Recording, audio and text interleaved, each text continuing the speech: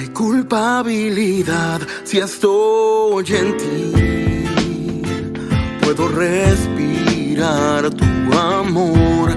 Tú me das siempre paz si vivo en Acompáñame, ti. por favor, al libro de Daniel, Puedo ver que siempre capítulo número 1.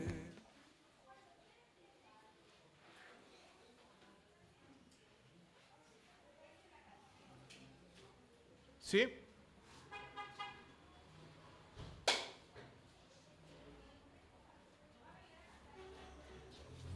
¿Amén? Ok. Ponga su mirada ahí en Daniel, no lo vamos a leer porque realmente, ahorita porque vamos a ver realmente todo el capítulo. Así que usted conoce la historia de Daniel, ¿verdad? Este muchacho que es llevado junto con muchos otros jóvenes, adultos, israelitas, en realidad, al exilio de Babilonia. Y ahí en Babilonia este muchacho toma una decisión de consagrarse a Dios. Estoy resumiendo el capítulo 1. Toma una decisión de consagrarse a Dios y por ello, por causa de esa decisión de consagración a Dios, Dios lo bendice, Dios le da gracia y tanto él como sus amigos son encontrados 10 veces mejores después de entre todos aquellos de su época. Ahora, es una historia conocida, vuelvo a repetir, pero vamos a ver algunos detalles, hermanos, porque meditando en ello, pensando en este sermón durante la semana, me ponía a pensar cómo es que el mundo, ¿verdad? Cómo es que el mundo, aquí representado por el rey Nabucodonosor, busca a los mejores, ¿verdad? Busca a los mejores, busca gente joven. Y ¿sabes por qué? Porque la gente joven, la gente talentosa, es gente talentosa, la gente joven es gente fuerte, la gente joven tiene todo un potencial por delante, la gente joven hace cosas, logra cosas en la historia de la humanidad. Mira, déjame, no sé si está ahí en pantalla, tengo miedo de voltear, dime por favor si está proyectado. ¿Sí?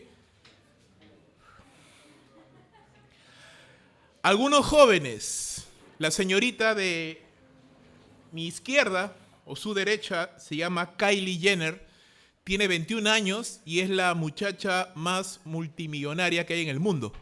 Es dueña de una cadena, de un imperio de cosméticos. Es familiar de esta familia de las Kardashian. Usted conoce, ¿verdad? ¿Por qué conoce eso? ¿Qué hace viendo? Lee su Biblia, hermano. Bueno, el punto es que ella tiene 21 años y es la señorita más multimillonaria del mundo, con 21 años. A los 21 años yo no ganaba ni 100 soles al mes y esta mujer es multimillonaria, tiene no solo su vida arreglada, tiene como 1000 vidas arregladas. Mark Zuckerberg, ¿verdad? El dueño de Meta, que es donde está Facebook y todas estas cosas, Instagram. Ahorita tiene 37 años, no empezó a esa edad, empezó muchísimo más joven, pero es uno también de los empresarios más poderosos, más millonarios del mundo y no tiene ni 40 años, ¿no? Vitalik Buterin, el otro joven que está para acá, muchacho también de 28 años, no empezó a esa edad, obviamente empezó mucho antes. Es el creador de la moneda esta Ethereum y de toda la red y de todo el ecosistema de Ethereum. Es una persona millonaria. No tiene ni 30 años, ¿no? Y si usted se pone a buscar, investigar un poquito de la cantidad de empresarios y ricos y millonarios que tienen menos de 30 años, usted va a encontrar un montón de gente joven. Y muchos de los talentos principales o CEOs de empresas son gente joven. Y científicos y personas que se dedican al arte y cantantes o influencers que mueven millones de personas no tienen ni 30 años, algunos no tienen ni 20, ¿no? Y me ponía a pensar cómo es que el mundo capta la juventud. Y también me ponía a pensar en lo siguiente: jóvenes que son captados por Satanás, por el mundo, son jóvenes que no están en la iglesia. Son jóvenes que no están avanzando el reino de Dios. Son jóvenes que no están poniendo sus talentos, sus dones, su fuerza, su vitalidad, su inteligencia al servicio del Señor. Me ponía a pensar también en los grandes hombres de Dios que usted y yo conocemos, y la mayoría de ellos ya pasan los 60 años, ¿verdad? Podemos mencionar a varios de ellos, hombres que ya pasan los 60 años, que siendo generosos tendrán una vida útil, sin querer sonar frío, ¿verdad? Pero de 20, 30 años más probablemente, Dios quiera. Y luego, ¿qué viene? ¿No? ¿Cuál es el recambio? cuáles son los muchachos que ahora son muchachos y que mañana serán los hombres de Dios del futuro. Hablo también como persona que trabaja en un seminario bíblico, que enseña en un seminario bíblico, y puedo decir, testificar que en los tiempos en los que yo estudiaba, la cantidad de alumnos pasaba a las 3 cifras. Hoy no llega a las 3 cifras, definitivamente que no. Son muchos menos los alumnos que se matriculan hoy en los seminarios bíblicos, y de la mayoría de esos, un pequeño porcentaje son jóvenes, la mayoría son gente adulta, y la mayoría de esas personas no tienen la intención de dedicarse al ministerio, sino simplemente estudian por conocimiento, por saber un poco más acerca de la palabra, pero no tienen un proyecto de vida que involucre dedicarse a la obra de Dios a tiempo completo. Y eso, hermanos, es preocupante. Es preocupante porque Satanás, y de esto habla capítulo 1 de Daniel, Satanás, el mundo, está captando a los mejores talentos. Jóvenes, señoritas, inteligentes, fuertes, talentosos, y los utiliza para su propio reino, o sea, para su propia sistema de pecado, dejándonos a la iglesia sin futuro. Una iglesia que no está entrenando a sus jóvenes, que no está entrenando a sus niños, no tiene futuro, hermanos. No tiene futuro. Daniel capítulo número 1. ¿Qué nos enseña este capítulo, hermanos? Nos enseña que Dios siempre, y gracias a Dios por ello, Él se está guardando un remanente, un grupo de personas que Él guarda, que Él preserva, para que brillen en medio de la inmoralidad de este mundo. Y por ese mismo hecho, entonces, no solamente nuestros hijos, no solamente nuestros jóvenes,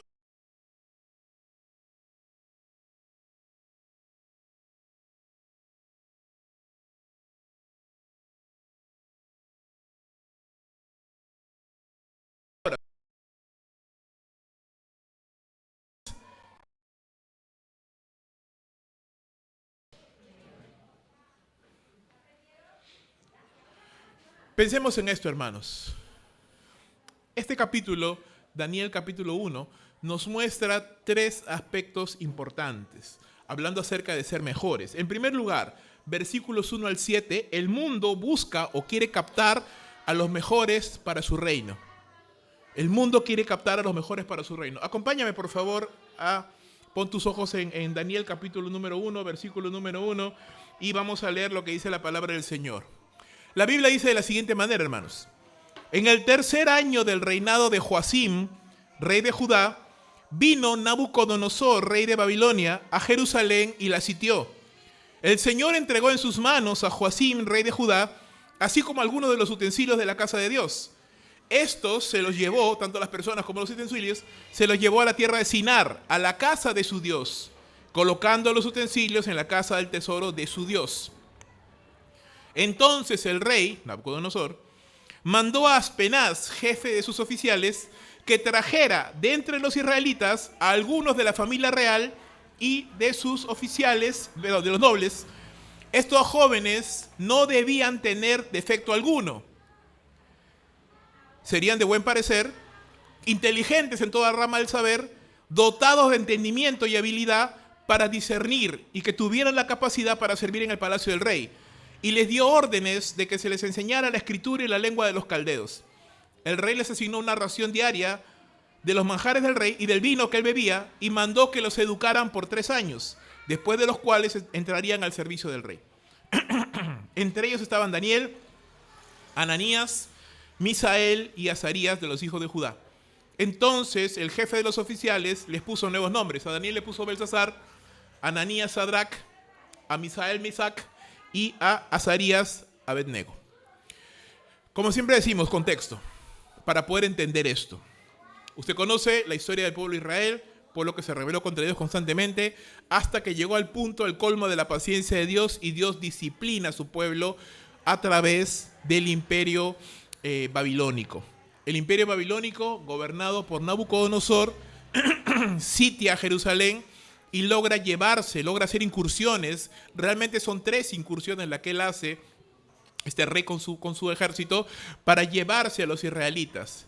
En la primera deportación, que más o menos ocurre en el 605 a.C., es donde Daniel y sus compañeros se van, ¿no? Son llevados a Babilonia. Usted puede leer más de esto si quiere enterarse un poquito más del contexto y todo lo que pasó. No nos da el tiempo para hacerlo acá, pero usted puede leer en casa Segunda de Reyes capítulo 24 o Segunda de Crónicas capítulo 36. Ahí está detallado claramente todo lo que pasó en ese tiempo en el cual el rey de Babilonia llegó, atacó Jerusalén, destruyó el templo, destruyó muchas cosas, incendió, quemó, robó y se llevó a los oficiales, a los guerreros, a los soldados, a los nobles y a los jóvenes. Que esa era parte de su estrategia. Él se llevó los utensilios del templo del Señor. Nabucodonosor se llevó los utensilios que se encontraban dentro del templo. ¿Que eran utilizados para qué? Que eran utilizados para la adoración a Dios. Y se llevó a los mejores hombres, a las mejores mujeres, guerreros, nobles, gobernantes, a todos ellos, todos los líderes y guerreros se los llevó. Solo un extracto te voy a mostrar. Mira, Segunda de Reyes capítulo 24, verso 10. Solo para que veas un poquito el alcance de esto que pasó. Segunda de Reyes 24, 10. En aquel tiempo los siervos de Nabucodonosor, rey de Babilonia, subieron a Jerusalén y la ciudad fue sitiada, fue rodeada. Nabucodonosor, rey de Babilonia, llegó a la ciudad mientras sus siervos la tenían sitiada. Joaquín, rey de Judá, se rindió al rey de Babilonia y su madre, sus siervos, sus jefes y sus oficiales. El rey de Babilonia lo apresó en el año 8º de su reinado. Nabucodonosor sacó de allí todos los tesoros de la casa del Señor, los tesoros de la casa del rey, y destrozó todos los utensilios de oro que Salomón, rey de Israel, había hecho en el templo del Señor, tal como el Señor lo había dicho. Y se llevó en cautiverio a todo Jerusalén, a los jefes, a los hombres valientes, 10,000 cautivos, artesanos y herreros. Nadie quedó, dice, excepto la gente más pobre del país. También se llevó a Joaquín en cautiverio a Babilonia. Asimismo se llevó en cautiverio de Jerusalén a Babilonia a la madre del rey, a las mujeres del rey, a sus oficiales y a los poderosos del país. Todos los hombres valientes, 7,000, y los artesanos y herreros, 1,000, fuertes y aptos para la guerra. También a estos el rey de Babilonia se llevó en cautiverio a Babilonia. Y esto es parte, hermanos, de una estrategia satánica para destruir al pueblo de Dios. De una manera muy maquiavélicamente hábil. Sin utensilios, sin los utensilios del templo, no hay adoración. Sin los levitas, no hay adoración. Sin los sacerdotes, no hay adoración. Sin los gobernantes y los líderes de la nación, no hay dirección para el pueblo. Sin los guerreros y los soldados, no hay seguridad. Sin los jóvenes, no hay futuro. Entonces, Nabucodonosor, muy inteligentemente, para lo malo, claro, dicho sea de paso, comienza a cercenar las columnas que sostienen una sociedad, en este caso la sociedad judía. Sus gobernantes, sus jóvenes, su adoración, y comienza a cortar y a debilitar una nación que era llamada a hacer luz a todas las demás naciones.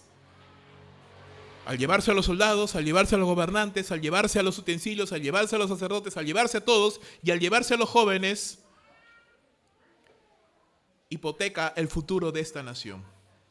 ¿Qué cosa buscaba Nabucodonosor? Y nota esto, hermanos. Él, de todo ese grupo de personas que se lleva, él no toma en cuenta a los líderes ya establecidos, a la gente madura, a la gente mayor. No, su mirada está puesta ¿en quiénes? En los jóvenes. Porque claro, son personas que recién están saliendo a la vida, son personas que recién están formando su carácter, personas que recién están fundamentando su perspectiva y su visión de la vida. Son personas que todavía no tienen claro todas las cosas y que pueden ser, no digo que son siempre, pero pueden ser maleables, pueden ser dirigidas, pueden ser entrenadas, adoctrinadas, mejor dicho sea de paso. ¿Qué buscaba Nabucodonosor? Jóvenes sin defecto, ¿no? Sin ningún tipo de tara que no pudiera o que impidiera que ellos puedan servir de la mejor manera. Jóvenes de buena apariencia, ¿no? Decir,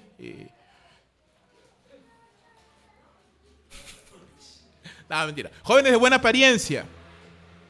Jóvenes inteligentes en toda rama del saber. Jóvenes dotados de entendimiento. Jóvenes con habilidad para discernir. Jóvenes con capacidad para servir en la corte del rey. No cualquier joven, ¿ah? Los mejores. Los mejores de entre el pueblo de Israel. Lo mejorcito quería el rey Nabucodonosor. Ahora, acá hay algo sorprendente. No sé si usted se ha percatado de eso mientras estábamos leyendo el texto. Esos jóvenes existían en Israel, como existen en cualquier lugar, ¿verdad? Porque por mucho que se hable que los jóvenes son volubles, son emocionales, son rebeldes, eso no pinta de cuerpo entero a todos los jóvenes. Hay jóvenes talentosos, hay jóvenes muy inteligentes, hay jóvenes con mucha fuerza. ¿Amén? Claro que sí. Lo sorprendente es de que esos jóvenes existieran en Israel. ¿Por qué te digo lo sorprendente? Por el contexto en el que se encontraba la nación de Israel. Déjame que te lo muestre. Hagamos una recapitulación de los últimos reyes que hubieron en Israel en esa época. El último rey bueno que tuvo Israel antes del cautiverio babilónico fue el rey Josías. Y Josías murió por una imprudencia suya al enfrentarse al faraón Necao, rey de Egipto, cuando no debía de haberle hecho, y murió. Digamos que murió antes de tiempo por su imprudencia. ¿Quién le sucede en el trono a Josías, que fue el último rey bueno que tuvo Israel? El rey Joacás. Un mal rey, dice la palabra de Dios. Un mal rey, que hizo lo malo ante los ojos de Dios. ¿Quién gobernó después de Joacás? Eliakim, o también conocido como Joacim. Otro mal rey, que duró 3 meses en el trono. Un mal rey. ¿Y quién siguió después de Eliakim o de Joacim? Su tío Matatías, que fue llamado Sedequías, que es el último rey que tiene Israel, y que una vez más es un mal rey, un malvado rey. No sé si te das cuenta. A ver, el rey Nabucodonosor hace una convocatoria de los mejores jóvenes, de los jóvenes más hábiles, de los jóvenes con potencial para servir en la corte del rey, para gobernar. Y los encuentra. Y los mismos de Israel, ¿quiénes gobernaban a Israel? Hombres malvados, perversos. Y estos jóvenes estaban allí entre ellos, porque eran parte de la corte, eran parte de la nobleza. Estaban allí. Ya, usted me dirá, bueno, pero no eran descendientes de David necesariamente. Ok, te acepto eso. Pero igual podían ser consejeros reales. Igual podían ser sabios, gobernadores. Pero no estaban. ¿Quiénes gobernaban Israel? Gente indigna, gente malvada, gente pecaminosa. ¿Dónde estaban estos jóvenes que hubieron tan malos reyes? Esto se explica por qué. Porque la nación de Israel, hermanos, le había dado la espalda a Dios. Y la niñez y la juventud de Israel, una de dos, o crecieron igual que sus padres, de espaldas a Dios, o los pocos que sí crecieron conociendo a Dios y teniendo respeto por la palabra de Dios, fueron relegados y no teniendo oportunidad, porque todos los que gobernaban eran corruptos, eran gente que no amaba a Dios, que no temía a Dios, que no temía su palabra. ¿Usted me entiende lo que estoy tratando de decirle? Entonces, una nación, una iglesia, una familia que no apuesta por una juventud bíblicamente edificada no tiene futuro. No tiene futuro, porque va a ser gobernada, va a ser dirigida por gente indigna. Va a ser gobernada, va a ser dirigida por gente que no tiene temor de Dios. Va a ser gobernada, va a ser dirigida por gente que no tiene ningún tipo de respeto ni amor por la palabra de Dios y no está capacitada para ejercer ningún tipo de liderazgo. A estos jóvenes, y mira, Joaquín, Joacás, Eliakim y todos ellos no tuvieron la sabiduría, no supieron aprovechar esta juventud.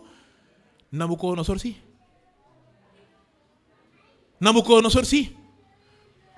Como a veces nosotros podemos despreciar a la juventud o a la niñez o no tomarles en cuenta o a nuestras propias familias, no darle importancia a la crianza de nuestros hijos, pensar que, bueno, no es tan importante criar a nuestros hijos, ya en la iglesia les enseñarán, pero déjame decirte que hay oportunidades que tú pierdes de enseñarle a tus hijos, oportunidades que toma Satanás para adoctrinarlos.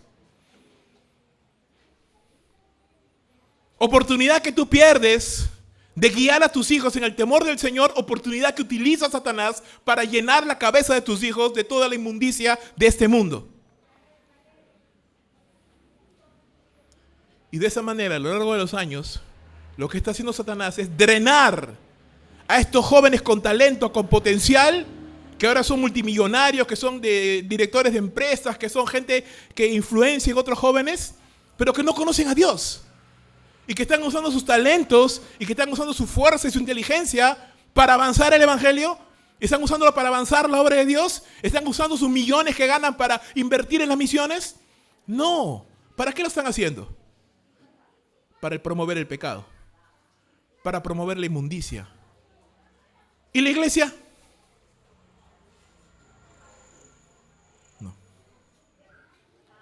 Son muy pocos hoy en día los jóvenes que dicen: yo quiero estudiar en un seminario bíblico, yo quiero prepararme para la obra de Dios, yo quiero hacer la obra.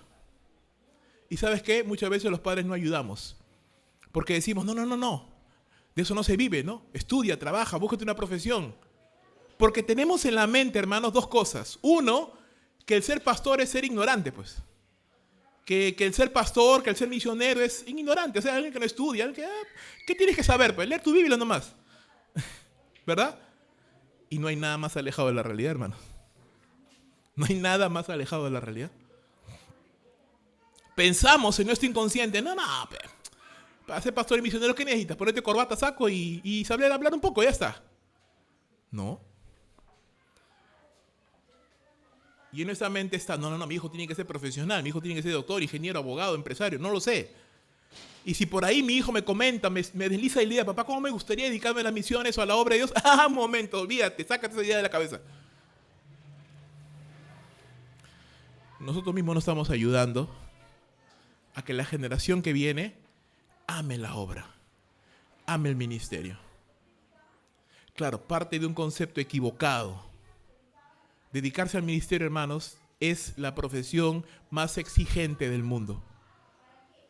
Sí, yo sé que hay gente que no se prepara y que tiene pero la gente que no se prepara en eso no se prepara en nada en su vida. O sea, hay gente que tiene no se prepara, o sea, no tiene ese deseo. Pero si tú quieres hacer la obra de Dios bien, tienes que prepararte. Tienes que estudiar y estudiar constantemente, leer, estudiar, prepararte y avanzar. Pero no ayudamos con esto. A estos jóvenes que toma el rey Nabucodonosor, que viene a ser más hábil que todos los demás, con estos requisitos que ya te he mostrado, que sean de buena apariencia, sabios, inteligentes, talentosos, les aplica un sistema de adoctrinamiento. ¿En qué consiste este sistema? Uno, se les enseña la lectura y la escritura de la lengua de los caldeos. No solamente para que preparen material para los caldeos, sino para que lean toda la abundante literatura babilónica que existía. Literatura idólatra. Sí, alguna literatura que avanzaba en la ciencia, pero al final una literatura idólatra. Se les asigna comida directamente de la mesa del rey. Comida, que no estaba preparada usando los lineamientos establecidos por la ley de Moisés. La famosa estilo de comida kosher, ¿no? La judía, sin sangre, por ejemplo, ¿no? O con un tipo de requerimientos que están especificados en Levítico. Y que también era comida ofrecida a los ídolos. ¿Para qué?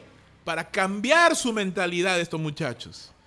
Se les educa durante 3 años en la sabiduría de Babilonia, ¿no? Los meten en un intensivo, en una preparación intensiva durante 3 años para llenarlo de todo el conocimiento, de toda la sabiduría y toda la perspectiva y la cosmovisión babilónica. Ahí no está Dios. Ahí no están los patriarcas. Ahí no está la ley. Ahí no está Moisés, hermanos. ¿Verdad? Un ejemplo. Ahí no está el relato de Noé del diluvio. Ahí está la epístola de Gilgamesh, donde se enseña que este hombre que es parecido a Noé es un hombre que busca la sabiduría en una miriada de dioses, es una idolatría total. Entonces Nabucodonosor está buscando cambiar la cosmovisión de estas personas, de estos jóvenes, entrenarlos y adoctrinarlos en un nuevo sistema de pensamiento, en un nuevo sistema de valores, en un nuevo sistema cultural, con el fin de ganarlos para su reino y utilizar sus talentos, sus dones que Dios creó para la gloria de su nombre, utilizarlos para su propio reino. Y es lo que hace Satanás hasta el día de hoy. Después de educarlos por 3 años, él los quiere colocar en el servicio de un rey pagano. No sirviendo a Dios, no sirviendo a la palabra de Dios, sino sirviendo al imperio de un rey pagano. Y por último, les cambia el nombre. A Daniel, cuyo nombre significa Dios es mi juez, se lo cambian por Belsasar, que significa Bel, el dios Bel protege al rey. Ananías, cuyo nombre significa Jehová es clemente, se le cambia a Sadrach, que significa iluminado por el dios Sol. A Misael, que significa quién es como Dios, se le cambia el nombre a Mesac, quien es como Acú, un falso dios de ellos. A Azarías, cuyo nombre significa a quien Dios ayuda, se le cambia por Abed-Nego o siervo del dios Nego. Entonces, si usted lo nota, hermanos, hay un adoctrinamiento. Nabucodonosor quiere que estos jóvenes dejen atrás a Dios, dejen atrás su cultura hebrea, quiere cambiar su identidad, quiere seducirlos con su comida, con su cultura, con sus tradiciones, enseñándoles un nuevo sistema de pensamiento, de tal manera que él se pueda asegurar la lealtad, la fuerza, el vigor de estos jóvenes para su imperio. ¿Qué es lo que Satanás hace hoy? Y no lo hace solamente con las grandes estrellas o cantantes o empresarios. Lo hace con todos y cada uno de los jóvenes, aún de los que están en la iglesia, hermanos. ¿Cuánto tiempo un muchacho pasa en el colegio? ¿Cuántas horas? ¿Cuántas horas pasa un muchacho en las redes sociales? ¿Cuántas horas pasa un muchacho con los amigos? En la calle, ¿no? O jugando, una cabina de internet, qué sé yo. Versus ¿cuántas horas pasa ese mismo muchacho en la iglesia o pasa practicando alguna disciplina espiritual al día? Hermanos, es una proporción gigantesca. Es decir, por poner un número, por lanzarte un número, un muchacho X pasará, si es que es un muchacho medianamente consagrado, y si es que tienes padres medianamente responsables, pasará a lo más, y estoy siendo muy exagerado, 1 hora al día orando, leyendo la Biblia, estudiando. Algo que tenga que ver con la Biblia. Quítale 8 horas de dormir. Todo el resto, ¿qué cosa está haciendo? ¿Usted me entiende? Dígame, por favor, para ver si me estás entendiendo. Están siendo adoctrinados en la forma de pensar de este mundo, en la manera de pensar de este mundo, en las bromas de este mundo, en la música de este mundo, en la sabiduría de este mundo. Entonces, ¿qué se está generando? Toda una generación de jóvenes que le van a entregar su fuerza, que le van a entregar sus talentos y que incluso le van a entregar su dinero a Satanás y al sistema de cosas que él ha creado. No son jóvenes que están pensando, yo me voy a preparar para la obra. No son jóvenes que están estudiando la Biblia minuciosamente. No son jóvenes que están invirtiendo, cultivándose a sí mismos para ser, no necesariamente pastor o misionero, pero para ser un empresario, para ser un científico o para ser una persona, un literato que utilice su influencia y utilice el lugar donde Dios lo coloque para el avance del reino de Dios. No estamos hablando de un joven que está pensando, bueno, yo voy a cultivarme, yo voy a estudiar, yo voy a prepararme para ser un empresario, para utilizar el dinero que Dios me dé, para canalizarlo a las misiones, para abrir albergues, para que el evangelio sea predicado. No, estamos pensando, yo voy a ser un joven que voy a trabajar, que voy a sudar, que me voy a romper el lomo para poder tener mi casa, mi carro, mi mujer y a disfrutar la vida.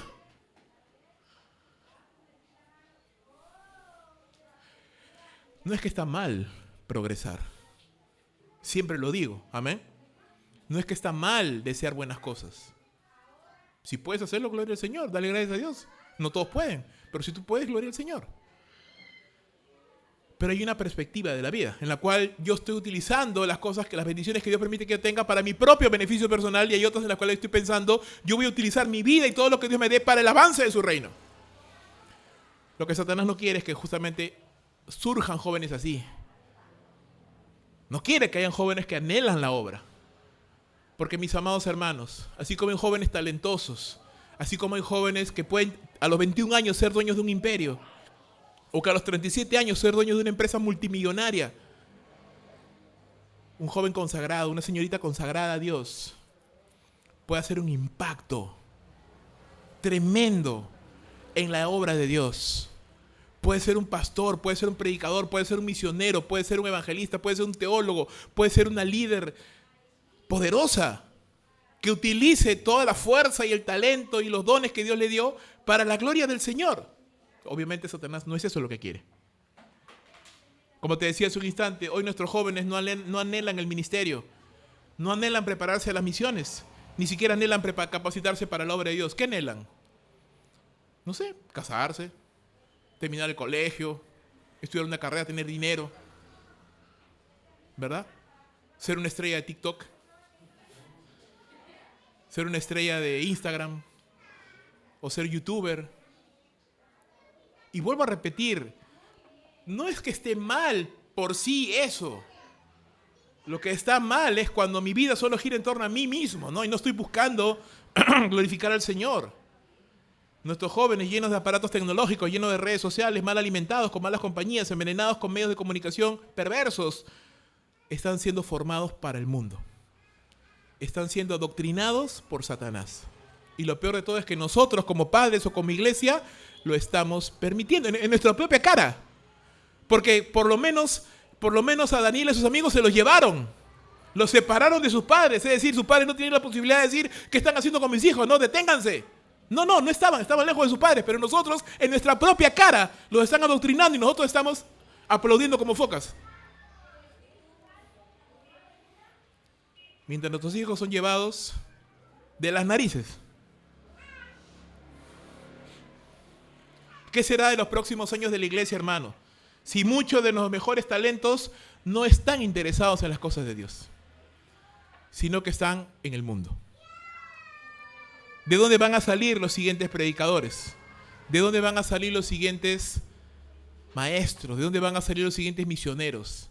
Si los mejores talentos, los más talentosos, los que tienen más tiempo, porque déjame decirte una cosa, hermanos, y Pablo tenía razón. El soltero, dice, está más dedicado a las cosas de Dios, porque el casado ya no es tanto así. Ya tiene que lidiar con otras cosas, con otras responsabilidades, ya no tiene tanto tiempo libre. Es la verdad, hermano, es algo que no se puede negar. No es lo mismo que cuando estás soltero que cuando estás casado. Cuando estás soltero tienes más tiempo libre, hasta tienes más dinero disponible para poder dar para la obra. Cuando estás casado ya tienes obligaciones, tienes hijos que mantener, tienes una esposa que mantener, ya no es lo mismo. Ahora, esto no es carta abierta para decir, bueno, yo estoy casado, yo no puedo hacer nada. No. De eso hablaremos otra vez, en otra oportunidad. Pero estamos hablando del hecho cierto y que no se puede negar de que una iglesia que carece de jóvenes, que aún no han llegado a una edad de casarse, y que puede con su mayor tiempo y con su mayor disponibilidad de dinero y con su mayor apertura y visión y con su mayor flexibilidad para hacer las cosas y su mayor fuerza para dedicarla a la obra de Dios, es una iglesia que lentamente está languideciendo. Ahorita, en muchos países de Europa, por ejemplo, están experimentando ya una crisis de edad. La población es vieja. Y no solo en Europa, en Japón, en Canadá misma. China tuvo que anular esa política del hijo único. O sea, todos. Claro, pues que no se puede mantener. Y ahora permiten dos. Y vas a ver que más adelante van a quitar eso porque la población se está envejeciendo. Y no hay jóvenes de recambio. Dicen las estadísticas, para que una nación se reemplace a sí misma en el paso del tiempo, tiene que cada familia por lo menos tener 2.5 hijos. Estadísticamente hablando, obviamente. Si una familia no tiene 2.5 hijos, cada familia, a lo largo de los años esa nación va a perecer porque no tiene recambio generacional. Los jóvenes, los viejos van envejeciendo y mueren y no hay jóvenes que lo reemplacen.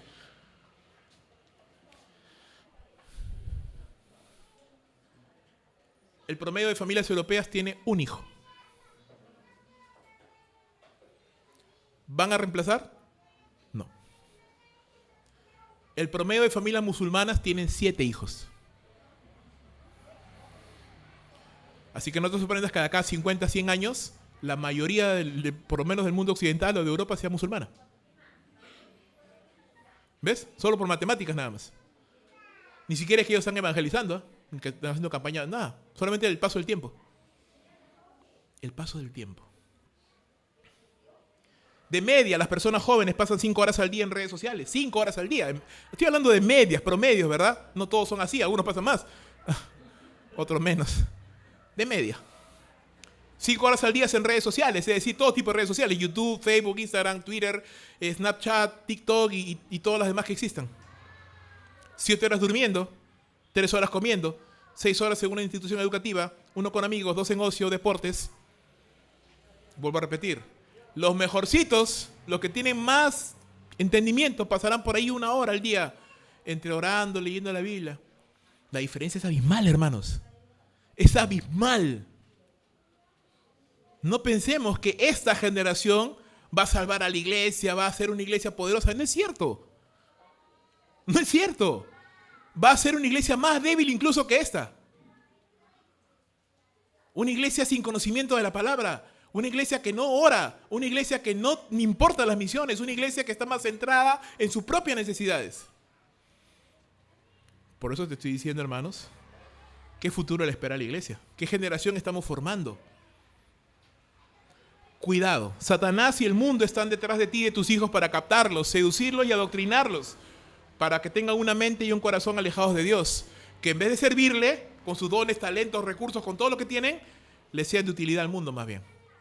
Ese es un plan que Satanás está ejecutando desde tiempos antiguos hasta el día de hoy. Y usted tiene que conocerlo, usted tiene que saberlo, usted tiene que estar consciente de que eso es una batalla que usted está lidiando todos los días.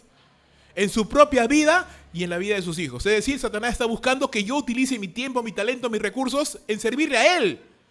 Obviamente yo no voy a decir, no, yo no me voy a volver satánico. No, pero indirectamente pues. Satanás quiere que yo esté ocupado en cualquier otra cosa, menos sirviendo a Dios, menos leyendo la Biblia, menos orando, menos preparándome para la obra de Dios. Ese es su objetivo. Si logra eso, ya me anuló. Y si logra, ya anuló mi presente, ya anuló el presente de la iglesia. Y si logra hacerlo con los jóvenes, ya anuló el futuro de la iglesia. Satanás no puede cambiar el pasado, pero sí puede anular nuestro presente y anular nuestro futuro. A los adultos, a la gente que está tomando decisiones hoy en la iglesia, a la gente que está liderando la iglesia hoy, llenándola de actividades, llenándola de trabajo, estresándola con el tema económico, estresándole con problemas familiares, tentándole con todo tipo de pecados, ya debilita a la iglesia presente. Y si logra adoctrinar a los jóvenes y a los adolescentes y a los niños, en el colegio, con los medios de comunicación, ya destruyó el futuro de la iglesia. ¿Lo vamos a permitir, hermanos? Santo Dios. ¿Lo vas a permitir, hermano? ¡No! Ahora que lo sabes, no lo puedes permitir. Tú tienes que decir, no, Señor, yo voy a plantar bandera contra el enemigo. No voy a permitir que mi familia caiga de rodillas ante los dioses paganos. No voy a permitir que Satanás adoctrine a mis hijos. No voy a permitir que Satanás me anule. Yo quiero ser parte de esa iglesia vibrante, de esa iglesia victoriosa, de esa iglesia que marcha frente al enemigo. ¿Cómo lo vamos a hacer? Mira a Daniel. Capítulo 1, verso 8. Consagrémonos a Dios para ser mejores para su reino. Pero Daniel se propuso en su corazón, dice la Biblia, no contaminarse con los manjares del rey ni con el vino que él bebía. Y pidió al jefe de los oficiales que le permitieran no contaminarse. Dios le concedió a Daniel hallar favor y gracia ante el jefe de los oficiales. Y el jefe de los oficiales le dijo a Daniel, temo a mi señor el rey, porque él ha asignado su comida y su bebida. ¿Por qué ha de ver sus rostros más pálidos que el de los demás jóvenes de su edad? Así pondrán en peligro mi cabeza ante el rey. Pero Daniel le dijo al mayordomo, a quien el jefe de oficiales había nombrado sobre Daniel, Ananías, Misael y Azarías, te ruego que pongas a prueba a tus siervos por 10 días y que nos den legumbres para comer y agua para beber. Que se compare después nuestra apariencia en su presencia con la apariencia de los jóvenes que comen los manjares del rey, y haz con tus siervos según lo que veas. El mayordomo los escuchó en esto y los puso a prueba por 10 días. ¿Daniel y sus amigos fueron los únicos jóvenes que fueron llevados a Babilonia? No. No se sabe cuántos, obviamente fueron muchos. De entre los 7,000 que llevaron y los 1,000 más, ¿cuántos jóvenes habrán habido? Muchos. Pero de entre todos esos hermanos, solo hubieron 4. Solo uno de ellos que tuvo el valor, que tuvo la entereza, que tuvo la solidez de carácter, que a pesar de que dicen los estudiosos que aproximadamente Daniel tenía unos 15 años en ese momento, 15 años, tuvo la solidez de carácter que, te digo, nosotros tenemos, de decir, no me voy a dejar contaminar. Lejos de sus padres, lejos de su nación, con muy corta edad, ante un rey poderosísimo, el rey más poderoso de la tierra en ese momento, ante todo un sistema, una nación completa, un imperio total, Daniel se paró firme y dijo, no, me voy a contaminar. Y ponte a pensar en esto. Había cosas que Daniel no podía cambiar, es decir, él no puede evitar que le cambien el nombre. pero sí puede evitar cambiar su identidad. Él sabe quién es. Él es Daniel. Amén. Él es Daniel. El mundo te puede decir lo que tú quieras. Fanático, ignorante. Que el mundo te diga lo que quiera, pero tú sabes quién eres, un hijo de Dios. Amén. Tu identidad no cambia. No debería cambiar. No podía evitar que le instruyan en la sabiduría babilónica, pero sí podía evitar desechar su instrucción judía. Es decir, lo que dije Pablo en el Nuevo Testamento, ¿verdad? Examinarlo todo. Retener lo bueno, desechad lo malo. Usted no puede evitar de repente todo lo que escucha, ve en el mundo, pero sí puede evitar que eso forme parte de su carácter, de su sistema de pensamiento de vida. Usted debe tener el discernimiento. Yo debo tener el discernimiento suficiente para decir, esto es de Dios y esto no lo quiero en mi vida. Lo puedo escuchar, lo puedo recibir, me lo pueden enseñar incluso, pero eso yo no lo tomo en mi vida. No lo recibo para mí porque eso sé que está mal y lo rechazo de plano. Daniel fue expuesto a la maldad del mundo, pero decidió en su corazón consagrarse a Dios. Así que le pide al jefe de los oficiales que le permita no contaminarse, porque esto era algo que sí podía controlar de alguna manera. Él no podía controlar que le cambien el nombre, no podía controlar que lo instruyan durante 3 años, pero por lo menos sí podía controlar la comida que iba a comer. Usted sabe, comida que era ofrecida a los ídolos, comida que no iba de acuerdo a la palabra de Dios. Así que él pide por favor que lo alimenten, tanto a él como a sus amigos, durante 10 días con legumbres y agua. No, nada del vino, nada de las carnes que Nabucodonosor comía, que eran ofrecidas a sus dioses. Él no quería nada de eso. Su decisión influyó y alcanzó a sus 3 amigos. Y los 4 al final decidieron no contaminarse con la comida del rey. Y eso no se trata de que la comida tenga algún tipo de poder, o tampoco no es una apología al veganismo, ¿no? No, el problema no era la carne, el problema era cómo estaba ofrecida o a quién estaba ofrecida esa carne. Ese era el problema, era carne ofrecida a los ídolos, no porque era carne. Sí, porque hay muchos que dicen, ya ves, hay que ser vegetarianos. No está hablando de eso la Biblia. No está diciendo que la carne por sí misma era mala. Lo que está diciendo es que esa carne era carne ofrecida a los ídolos. Y Daniel no quería nada, no quería tener nada que ver con los ídolos. No quería tener nada que ver con eso.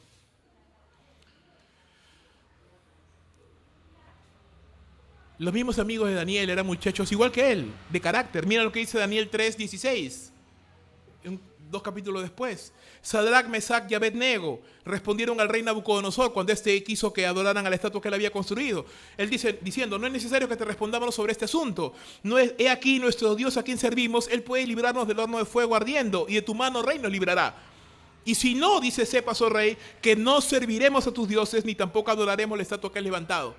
Entonces Nabucodonosor se llenó de ira y demudó el aspecto de su rostro contra Sadrach, Mesach y Abednego y ordenó que el horno se calentara 7 veces más de lo acostumbrado. ¿Tú te imaginas hoy muchachos de 15 años con este tipo de carácter y convicción?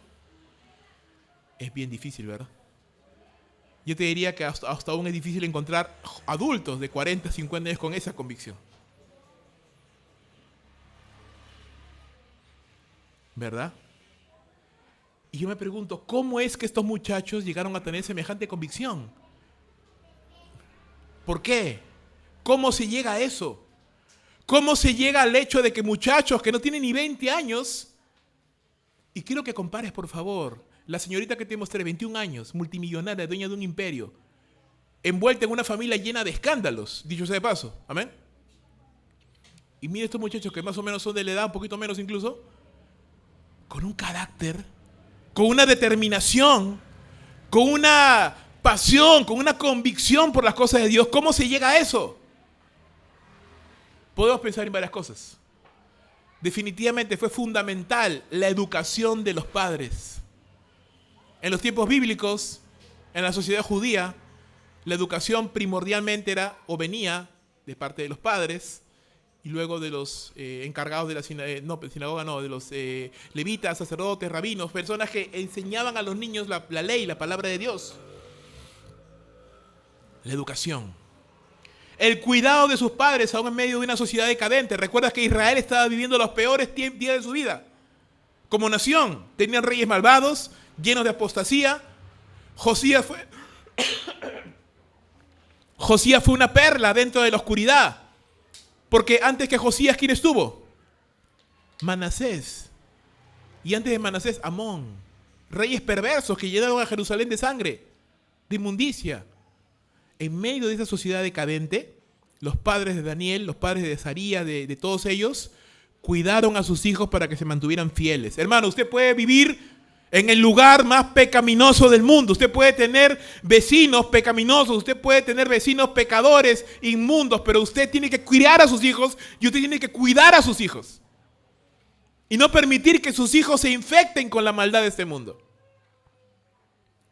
Usted no puede evitar los vecinos que tiene, o no puede evitar que tal vez sus hijos tengan compañeros de colegio como los que tiene, pero usted sí puede evitar que su hijo absorba lo que estos muchachos le influencian. Los muchachos influencian, ¿verdad? ¿Sí o no? La presión del grupo es fuerte. La presión del grupo es fuerte. Y si tu hijo no tiene carácter, se va a dejar llevar por el grupo. Si tu hija no tiene convicción, se va a dejar llevar por el grupo, por lo que el grupo diga. Ahí está el trabajo. Ahí está la labor de nosotros como padres. Criar y cuidar a nuestros hijos. Por supuesto, llega un punto en el cual usted ya no puede tomar decisiones por sus hijos.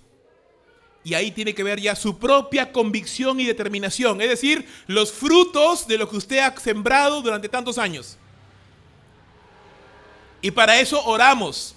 Para que Dios sobre en los corazones de nuestros hijos lo que nosotros no podemos hacer. Yo no puedo tomar decisiones por ellos. Hoy sí, porque mis hijas son pequeñas.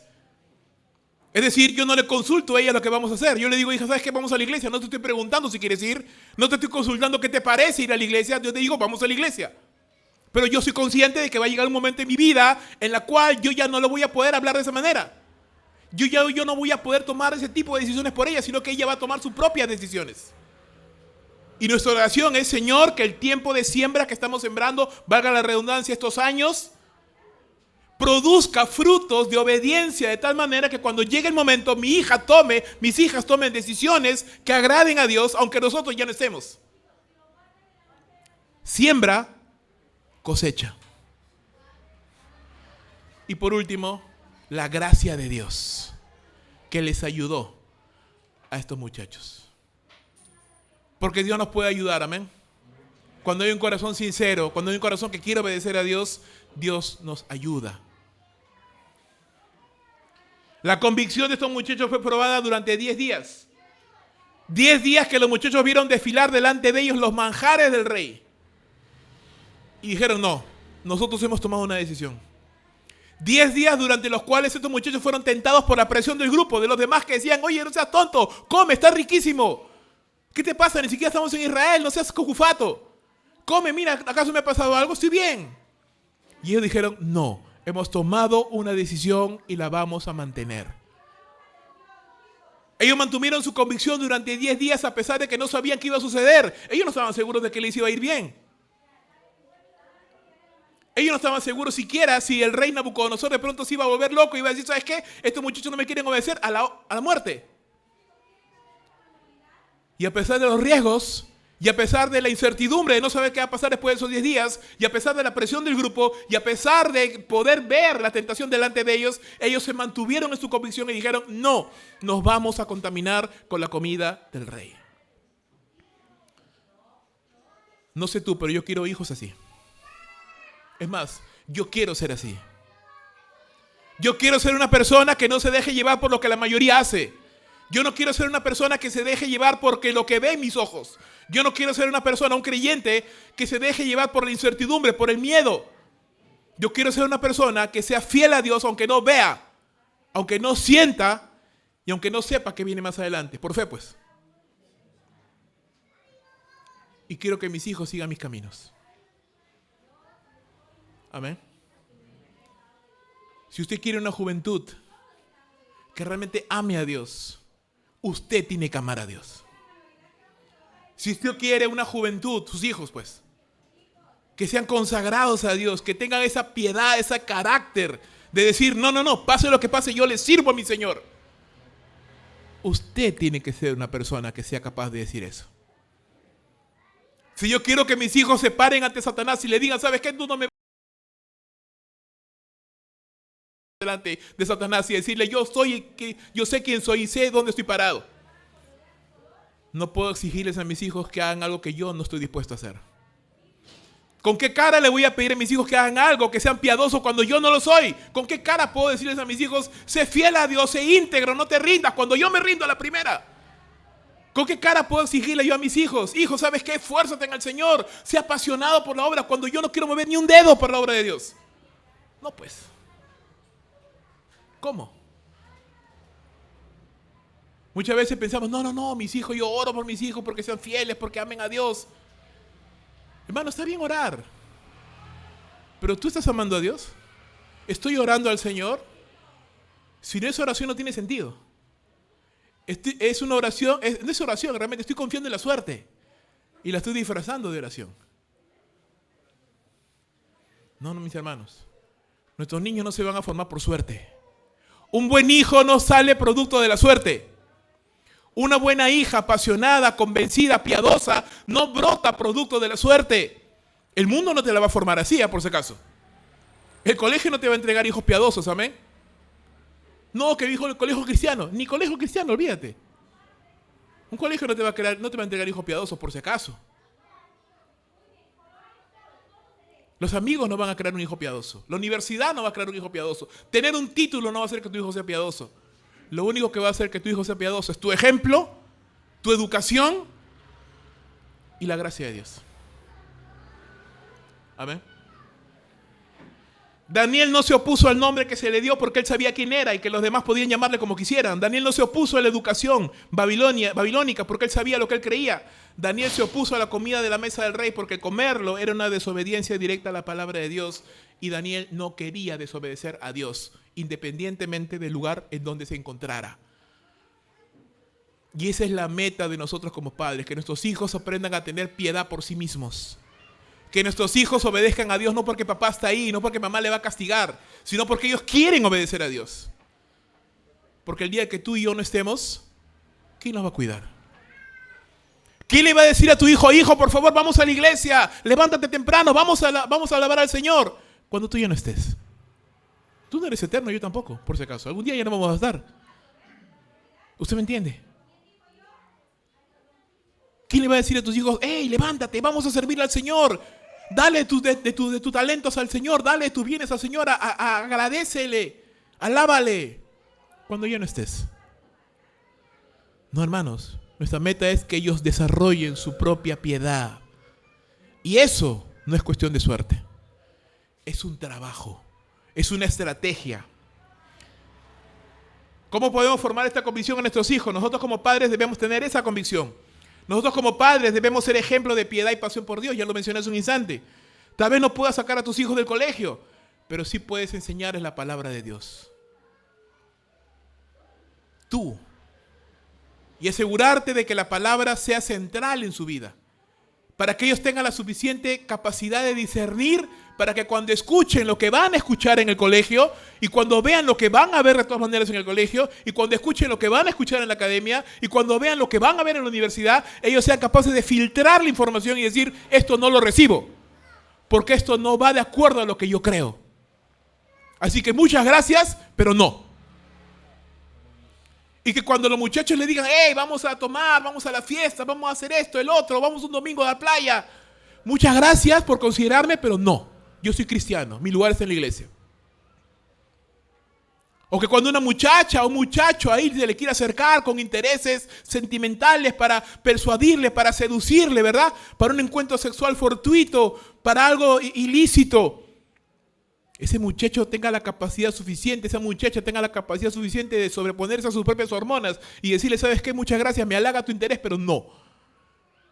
Como dijo José, ¿cómo yo haría ese mal tan grande contra Dios? No, yo me estoy guardando para el Señor. Eso es un trabajo, hermano, eso es una suerte. Tal vez no puedas evitar que tus hijos tengan amigos incrédulos, pero sí puedes fomentar de que sus mejores amigos sean creyentes.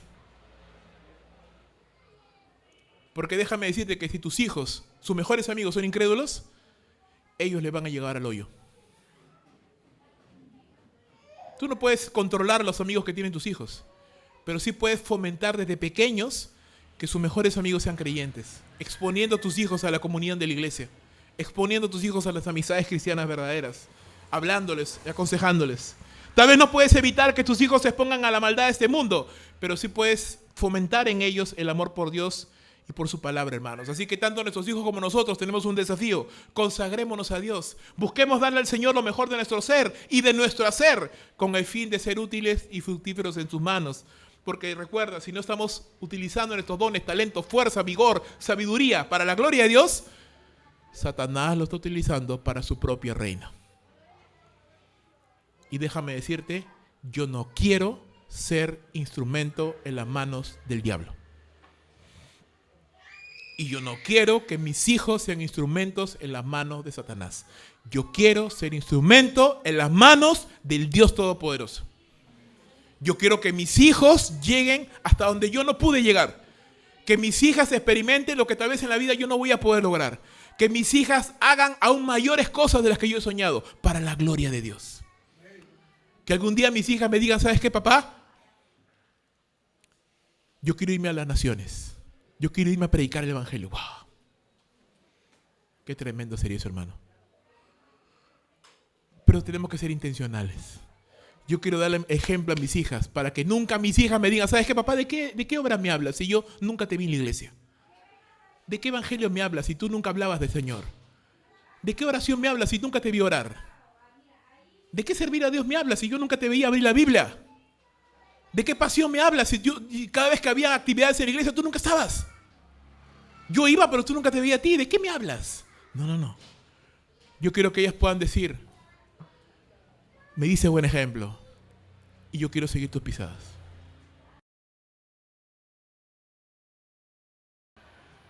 Hay que ser intencionales, hermanos. Tiene que usted ser intencional. Tiene que dar ejemplo. Tiene que marcar el camino por donde sus hijos van a ir. No le estoy diciendo que no prepare a sus hijos o que no desee buenas cosas para ellos. Pero si hay algo que usted se tiene que preocupar sobre todo, son dos cosas. Uno,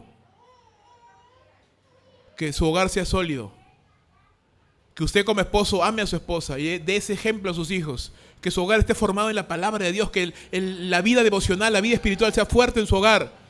Y segundo, que sus hijos estén instruidos en la palabra de Dios. Si sus hijos están instruidos, y no me refiero a que se sepan de memoria uno que otro verso y sepan colorear el arca de Noé. No, me refiero a una instrucción sólida, bíblica, doctrinal. Después de eso, hijos, haz lo que quieras. Yo te voy a garantizar, o yo me voy a esforzar de que mi hogar sea un hogar sólido. Yo voy a esforzarme en ser un buen esposo, un buen padre. Yo voy a enseñarte la palabra de Dios, voy a instruirte la palabra en un seminario bíblico, en un instituto. Después de eso, hija, haz lo que se te dé la gana. Pero yo ya puse las bases.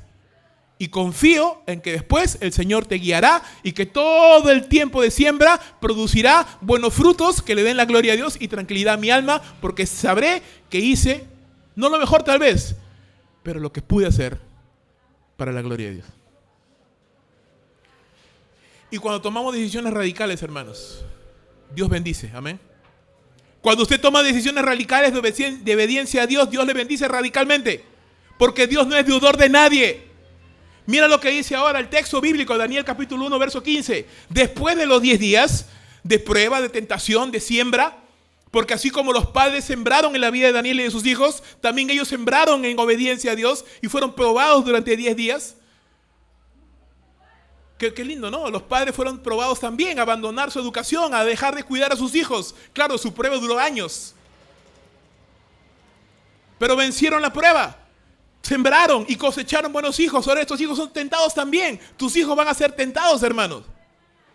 Por más que los cuides, por más que los guardes, por más que les enseñes, van a ser tentados.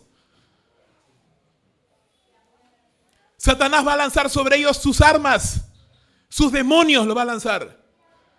Y la única garantía de que ellos venzan la tentación es que hayan sembrado correctamente. Después de los 10 días de prueba, el aspecto de ellos, dice, parecía mejor. Y estaban más rollizos que los jóvenes que habían estado comiendo con ellos, los manjares del rey.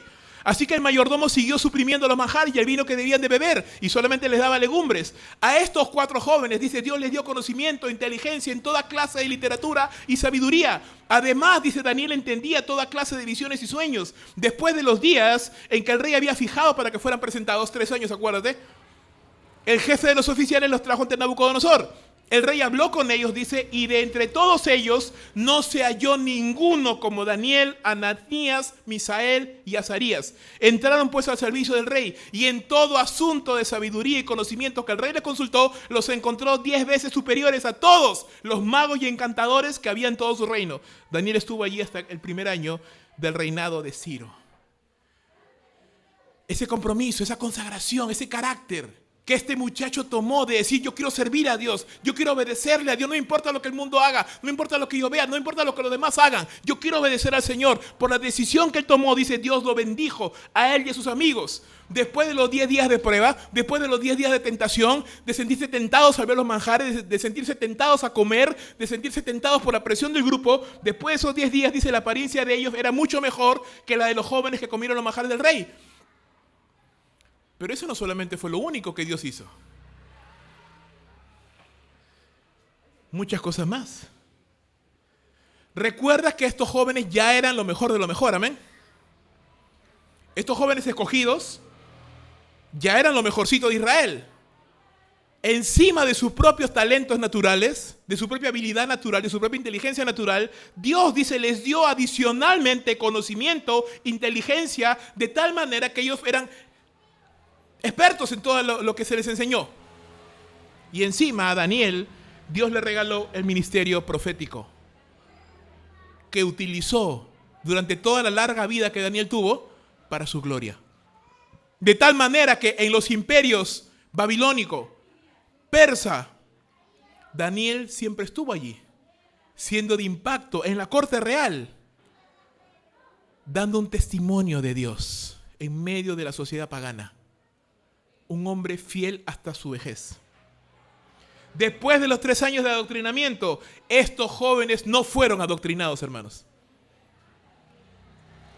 Fueron como espías del Señor, ¿verdad? Encubiertos, ¿verdad? Se veían como babilonios, tenían nombre babilonio, pero no eran babilonios. Eran creyentes del Dios Altísimo, eran siervos del Señor. Eran como espías, ¿verdad? Estaban en el mundo, pero no eran del mundo. Estaban ahí, se movían entre el mundo, pero tenían una piedad, una fe, una fortaleza. Entre todos los jóvenes con los que habló el rey, no fueron hallados otros como Daniel y sus amigos. Fueron los mejores de los mejores. Y no solo eso, sino que aún cuando Dios los permite que sean colocados al servicio del rey, dice que ni siquiera los magos y astrólogos y sabios que ya trabajaban con el rey, ni siquiera se le podían comparar. Tanto así que Daniel y sus amigos eran 10 veces mejores. No solamente que sus amigos, no solamente que sus compañeros, no solamente que todo Israel, sino que toda Babilonia y que todos los reyes y magos y sabios que ya trabajaban allí, que dicho sea de paso ya eran de los mejores, porque Nabucodonosor siempre buscaba a los mejores, ¿amén? Desde los mejores, de los mejores eran los mejores y 10 veces mejores todavía. ¿Amén? Nota esto. Negocio redondo para Nabucodonosor. Invirtió 3 años, un poco de comida, ¿y qué ganó? Elevó la calidad de sus gobernadores por lo menos en 10 al contratar a estos jóvenes.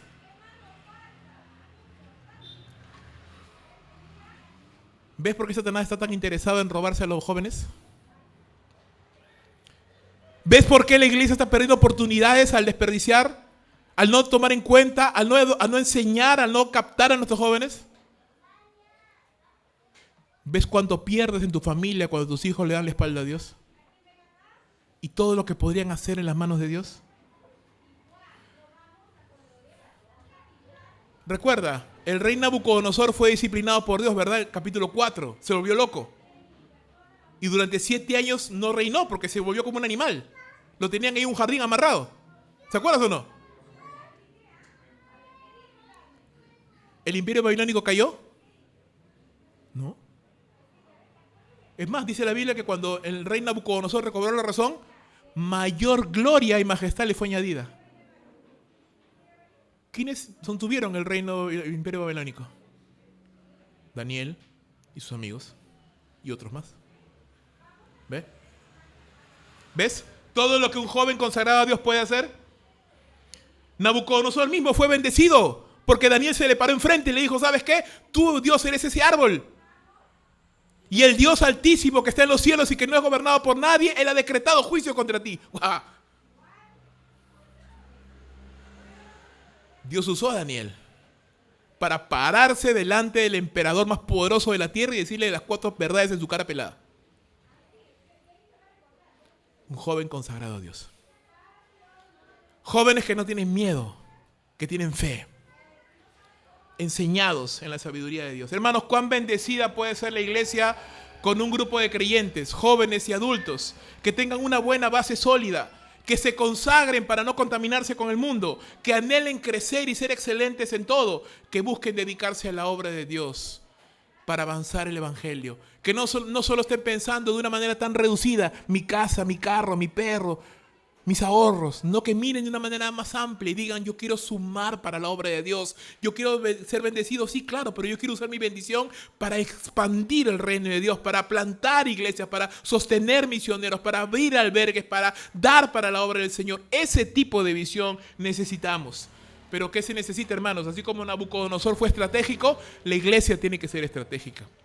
Desde ya, como familias, y hablo a los padres, hermanos, usted tiene que empezar, si no lo ha hecho ya, usted tiene que empezar a sembrar en la vida de sus hijos. Le va a tomar años, le va a tomar trabajo, le va a tomar esfuerzo, le va a costar lágrimas, sus rodillas, pero siembre, siembre, siembre y siembre la palabra de Dios, buenos consejos, oración, ayuno si es necesario, y ore y clame a Dios, Señor, toma a mis hijos, cambia a mis hijos, sálvalos, hazlos útiles para tu gloria. Yo no quiero ver a mis hijos ser útiles para Satanás. Yo quiero ver a mis hijos útiles en tus manos. Usted tiene que hacer ese trabajo, hermano, desde hoy. Desde hoy. Usted dirá, no, pastor, pero mis hijos ya son grandes. No importa, hermano, siga haciéndolo. No deje de sembrar mientras tenga vida y aliento de vida en su ser. No deje de sembrar en la vida de sus hijos. No deje de sembrar en su propia vida. En la iglesia del Señor, hermanos, tenemos que enseñar a nuestros niños la palabra de Dios.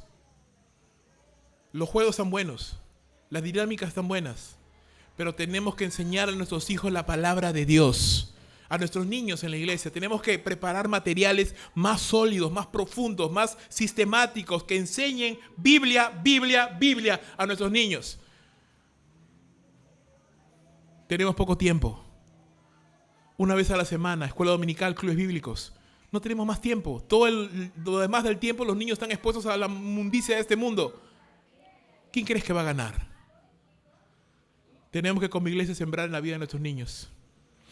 Tenemos que sembrar en la vida de nuestros adolescentes y jóvenes. La palabra de Dios, un buen ejemplo, oración, Biblia aplicada a los problemas de la vida diaria, Biblia aplicada a los retos y desafíos que la juventud enfrenta el día de hoy. Biblia expresada desde el púlpito, expresada en la consejería, expresada en el discipulado, expresada en los devocionales. Tenemos que enfatizar y hacer una estrategia a largo plazo, porque de lo contrario, hermanos, si no estamos haciendo esto, nosotros seguiremos envejeciendo. Es la ley de la vida. Amén. ¿Y quiénes serán los siguientes? Sin juventud, hermanos, no hay futuro. Sin juventud no hay futuro. Así que tenemos que dejar de pensar en el aplauso de hoy y empezar a trabajar para mañana. Dejar de pensar en la gratificación momentánea, en el aplauso momentáneo, y empezar a pensar a largo plazo. No queremos pensar, hermanos, en lo que Dulos va a hacer mañana, el próximo año. No, estoy pensando, ¿qué va a hacer Dulos de acá 15, 20, 30, 40 años atrás, más adelante? ¿Quiénes la van a presidir? ¿En qué se va a basar? Son los niños de ahora los que van a estar a cargo en esa época. Y si los niños de ahora, hermanos, no tienen ningún interés por Dios, Dulos no tiene futuro, hermanos. ¿Usted me entiende? Satanás busca a los mejores para seguir avanzando su malvado reino. Pero cuando nos consagramos a Dios, el Señor nos hace aún mejores que eso para avanzar su reino y darle gloria. Recuerda que la palabra de Dios nos dice que los ojos del Señor recorren la tierra buscando un corazón perfecto donde mostrar su poder. Él bendice radicalmente a quienes son radicales en su servicio y devoción al Señor. Dios no es deudor de nadie. Nada, ningún sacrificio que tú hagas para la obra de Dios, el Señor lo va a dejar sin una recompensa. Ningún sacrificio que tú hagas en la crianza de tus hijos para entrenarlos y enseñarles la palabra de Dios, se va a quedar sin recompensa. Sino lo que tú siembres en esfuerzo y con lágrimas, dice la palabra, lo cosecharás con risas. Y lo que tú siembres en la vida de tus hijos, enseñándoles la palabra, dándoles buen ejemplo de cómo se sirve a Dios, cómo se hace la obra de Dios, cómo se busca al Señor, todo lo que tú siembres lo vas a cosechar en la vida de tus hijos. Pero tienes que sembrar primero. Y tienes que ser paciente. Termino. Querido hermano, te hablo a ti ahora. Cuida tu corazón. Cuida tu corazón porque el mundo quiere tu atención. El mundo quiere tu tiempo. El mundo quiere tus dones. El mundo quiere tu dinero. ¿Para qué? Para avanzar su sistema pecaminoso. El mundo quiere anularte, quiere anular a la iglesia presente y para ello quiere llenarte de preocupaciones, de angustias, de incertidumbre, de actividades, de tal manera que no estés centrado, no estés enfocado en lo que Dios quiere para tu vida, que no estés pensando en el propósito de Dios para tu vida, sino estés pensando en qué voy a comer mañana. Y esa no es manera de vivir, hermano. Dios sabe lo que tú necesitas aún antes de que se lo pida. Confía en el Señor, cuida tu corazón, busca a Dios, deleítate en Él, busca el reino de Dios y su justicia y todas las cosas serán añadidas. Pero también cuida a tus hijos. Porque tal vez tú estás fuerte, tal vez tú estás parado, bien parado teológicamente hablando, bíblicamente hablando. Tal vez Satanás sabe que contigo no puede. Va a ir tras tus hijos. Si Satanás sabe que contigo no puede, va a ir tras tus pequeños. Porque si los tiene a ellos, te va a llenar a ti el corazón de angustia. Te va a llenar el corazón de dolor.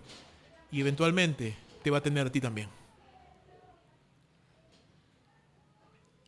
Cuida a tus hijos. Satanás quiere adoctrinarlos para su reino. Da ejemplo a tus hijos, consagrándote al Señor para darle a Él lo mejor de ti. Estamos llegando al final del 2022 y que el 2023 sea un año en que tú digas, yo quiero este año consagrarme a Dios. Yo quiero servir mucho más el año 2023. Yo quiero hacer todo lo que tal vez no pude hacer este año por mis temores, por mis cosas, por mis pecados. Yo quiero este 2023 hacerlo mucho más aún, consagrarme aún más, servir más aún. Dale ejemplo a tus hijos para que cuando ellos tengan la tentación de abandonar y no servir al Señor, tú les digas, hijo, ese no fue el ejemplo que yo te di. Tú nunca me viste darle la espalda al Señor. Tú nunca me vistes flaquear en la obra de Dios. Así que si estás haciendo esto, lo haces bajo tu propio riesgo porque yo nunca te enseñé eso. Y no tengas que bajar la cabeza avergonzado cuando tu hijo te diga, ¿de qué obra me hablas si tú nunca estabas ahí? ¿De qué evangelio me hablas si tú nunca lo predicaste? ¿De qué pasión me hablas si tú lo único que querías era tu propio deleite? No, hermano. ¿Para quién eres productivo? ¿Qué reino estás construyendo? ¿En dónde inviertes la mayor parte de tu tiempo? Tu talento, tus tesoros, ¿en el reino de Dios o en el reino de este mundo? Mira a Cristo, hermanos. Daniel es un buen ejemplo, precioso ejemplo, pero Cristo es mejor. Cristo consagró toda su vida, su niñez, su juventud, su vida entera. Cuando los niños estarían seguramente jugando canicas por ahí, o matando ahí ranas o por ahí en el campo, Jesús estaba en el templo discutiendo los negocios de su padre. Y cuando su madre le pregunta, ¿dónde estás? ¿Dónde estabas? ¿Qué hemos estado buscando? ¿No sabías que los negocios de mi padre me es necesario estar? Cristo consagró su juventud, hermanos. Mientras otros estaban buscando su profesión, sus talentos, casarse, hijos, casa, carro, perro, Jesús consagró su vida entera para la obra de Dios. Él se entregó su vigor, entregó su fuerza, su inteligencia, todo lo que tenía. No se guardó nada. Lo entregó para la gloria de Dios. ¿Qué estás entregando tú, hermano? ¿Qué estás entregando tú? No esperes que la vejez nos llegue, porque a todos nos va a llegar. A todos nos va a llegar, nadie se va a escapar de eso. No esperes que la vejez nos llegue. Como dice el libro de Eclesiastés, ¿verdad? Y que digas, los años de mi juventud, ¿verdad? En los que pude haberle servido a Dios, lo que pude haber hecho muchas cosas para Dios y no lo hice. Que nunca nos pase eso, que nos arrepintamos.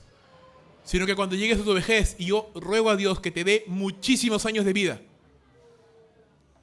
y cuando llegues a tu vejez digas, Señor, yo disfruté cada año de mi vida, te serví, viajé, prediqué, me cansé, sudé, me ensucié, me gasté, pero ahora guardo en mi mente recuerdos hermosos de todos los años de mi vida que lo entregué a ti.